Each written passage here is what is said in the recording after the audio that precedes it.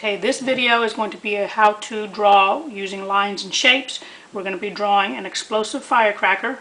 So what you do is you get your quarter sheet paper or your sketchbook, whichever one you prefer to use, but usually I'll use a quarter sheet, cut them into fours, a full sheet and cut them into fours, and give each student a little sheet of paper so they can take them home with them, collect them, and then later on they can color them and add more detail.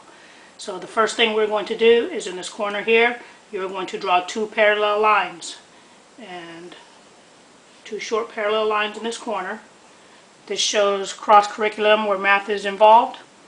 And then at the end of the two parallel lines, I'm going to draw an oval shape right here. So you draw an oval at the bottom of the two parallel lines. The next step, we're going to draw zigzag lines. So you can explain, especially to the younger kids, a zigzag line is like drawing a letter V or a W or M. So draw a zigzag line at the end of this parallel line. Next step, you're going to draw another parallel line. Repeat the same pattern as this. I'm going to do it this direction. Two parallel lines. Oval shape on this end. And then zigzag. W's, V's, or M's. Okay? So now you can see that it's starting to look like a firecracker.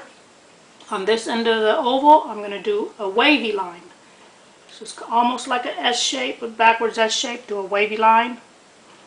And then at the end of the fuse, you're going to do three or four little straight lines.